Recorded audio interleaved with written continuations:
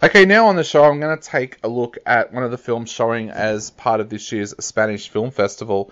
It's called Rosa's Wedding, and the film centers around Rosa, played by Candela Pina.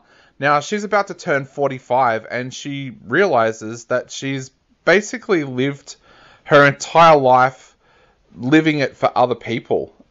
She kind of has this almost miserable existence where she wakes up, goes to work, where she's bossed around, and then she's bossed around by her entire family as well. Her brother, Armando, played by Sergi Lopez, he's kind of become a big shot with a struggling business, if that makes sense.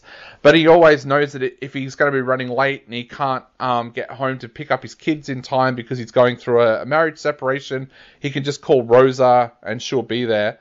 Rosa's sister, Violetta, played by Natalie Poza, she's an alcoholic who's made it in a workplace, but her alcoholism's beginning to be a problem. And of course, she's never there for their father, Antonio Raymond Barea. And whenever she is supposed to be there for him, she once again dumps it on Rosa.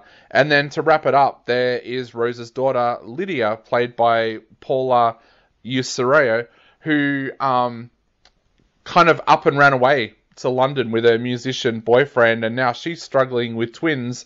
Rosa wants to be there for her, but it feels like her daughter doesn't give her very much time of day at all. Now, Rosa has this dream of setting up her own seamstress shop, but unfortunately, she's stuck working at a theatre company where she is just bullied nearly all day, made do all this work with very little breaks or anything like that for herself. She suddenly realizes that as she's about to turn 45, that this needs to change, that she finally wants to live her life for herself, so she moves without telling anybody and does it straight off the bat and starts to set up what was once her mother's seamstress shop. Now she comes up with the idea that she wants to marry herself, make a commitment to herself that she's going to live for herself.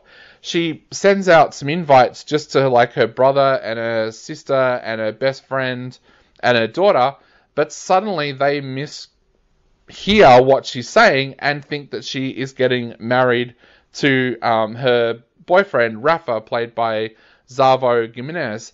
And suddenly they start to organize this massive, massive wedding. Now, the key to this movie working, of course, is the fact that is the comedy, and the comedy works really well.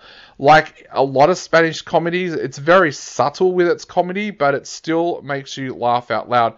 A lot of the comedy kind of centers around the characters of Armando and Violetta, and that works really, really well. Sergi Lopez and Natalia Poza both play those roles so well with the subtle comedy that it really works.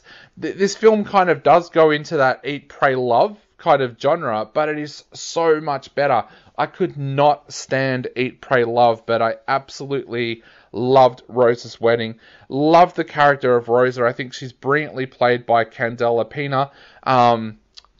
Her alongside Lopez and Poza, they do such an amazing job carrying the comedy in this film, but also carrying the heart of this film as well. I also want to give a bit of a shout out to Paula Ezero, because she does a fantastic job with this film as well. She's just as, her character Lydia is just as downbeaten as her mother, and she does an absolutely fantastic job with this film. I have to say that the as an ensemble, the cast works so well, and they're brought together brilliantly by Ikia Bolan, the director. She has an acting background, and it tells with this film. This film feels like it would have been an absolute dream for this cast to have made. It has an absolutely amazing script. So if you're looking for something a little bit lighthearted, it might make you think about your own life. Having said that, so maybe not quite so lighthearted for some people, but it's just a lighthearted, fun film that will make you laugh. Head along and check out Rosa's Wedding at the Spanish Film Festival.